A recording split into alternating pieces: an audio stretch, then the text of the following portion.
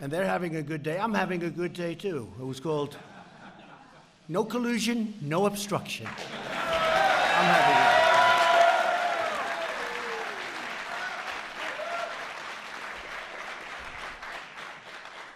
There never was, by the way, and there never will be.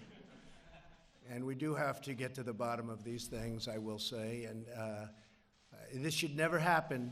I say this in front of my friends, wounded warriors, and I just call them warriors because we just shook hands and they look great.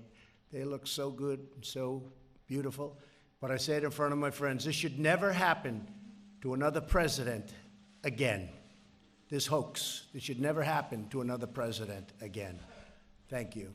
I called it a political proctology exam. Actually, the Attorney General and the Deputy Attorney General in the original 4-page memo said that they found no basis for obstruction. And you know he's been cleared.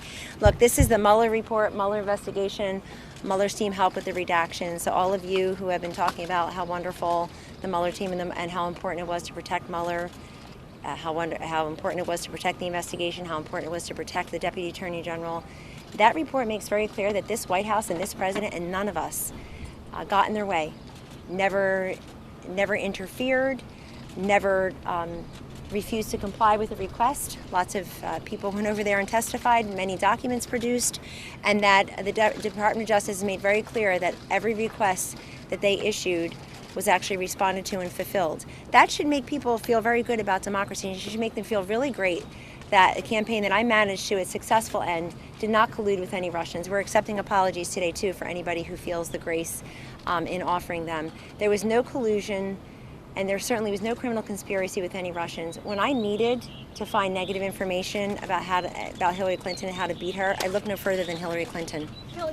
First, to observe, Attorney General Barr appears to have shown an unsettling willingness to undermine his own department in order to protect President Trump. Barr's words and actions suggest he has been disingenuous and misleading in saying the president is clear of wrongdoing. Attorney General Barr's letter summarizing the report from March 24th quoted the special counsel report, quote, "While this report does not conclude that the president committed a crime, it also does not exonerate him." He ignored what is in the Mueller report just 2 sentences before, where the special counsel concluded that, quote, "If we had confidence after a thorough investigation of the facts that the president clearly did not commit obstruction of justice, we would state so. Based on the facts and the applicable legal standards, however, we are unable to reach that judgment." Obviously, this changes the emphasis and meaning of the paragraph, and obviously he didn't include the key sentences. If you were a lawyer, regardless of party, in Washington, D.C., and people ask you, what do you think of Bob Mueller, Rob Rosenstein, and Bill Barr, what do you think? All 3 of them, sterling reputations. All 3 of them about as close to apolitical as you can imagine. Rod Rosenstein, by the way, was appointed U.S. Attorney in Maryland by a Democratic president, and they have 2 Democratic senators. So you could not have asked for more objective individuals to be involved in this process that we've all heard about on a virtual daily basis for 2 long years. So I don't want you to buy any notions that somehow any of these people are political hacks. They've never run for anything. They have sterling reputations.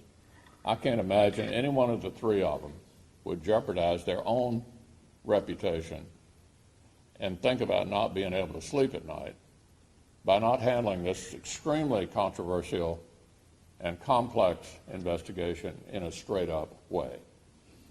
What I think our friends on the other side will do will be to try to destroy all of their reputations because they don't like what they're hearing. You shouldn't buy that. This investigation could not have been handled in a better way. What I hope this report will do will illuminate all of the very illegal things the Russians did to try to influence our election. We know that it happened in two ways. Oh, there we go. It was so dramatic. And then, you okay? Yeah, I'll just hold it. Okay, I'll let you get it. Okay. We know that it happened in two ways according to the original 4-page letter. One was hacking into election equipment and into campaign accounts, and the second was the propaganda, the lies that were spread on the internet to divide people. Those are the things that we got to focus on, and I know there's going to be a lot of talk about obstruction, and I'm going to read it very carefully to see the differences of opinion, but I want you not to let go of the importance of our next election, that we don't have this happen again. The second thing that's important is that Mueller come and testify himself. Why would we simply, as a country, be able to ask questions of an attorney general that just got into office, who had nothing to do with this investigation? I want to be able to ask Mr. Mueller, who is a former Republican-appointed FBI director, about what happened with this investigation. Why does he have a difference of opinion with Attorney General Barr about these obstruction theories? First, the Attorney General did a grave disservice to the country by misrepresenting significant parts of the Mueller report, by attempting to put a positive spin for the president on the special counsel's findings.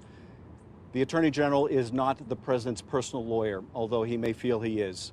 He is supposed to be the highest law enforcement officer in the land, and he is supposed to represent the interests of the American people.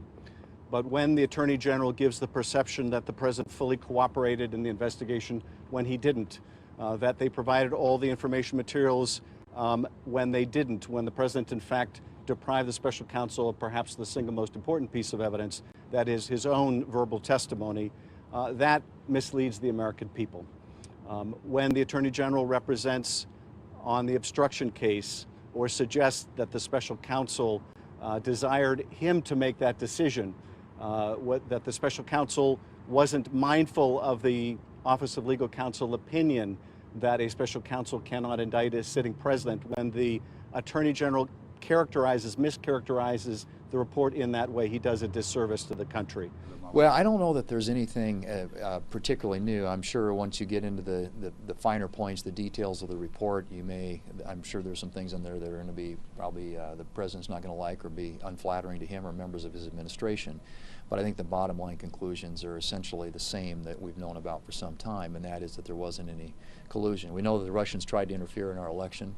That has been factually determined too by our intelligence community and by the Mueller investigation, but the question of whether or not there was collusion with the Trump administration, I think, has been answered definitively. And the question of obstruction is the thing that everybody will be focusing on, but it's pretty clear to me, at least from listening to the Attorney General and his team, that from a standpoint of the Justice Department and a prosecutable standard, they certainly came to the conclusion that there was an obstruction.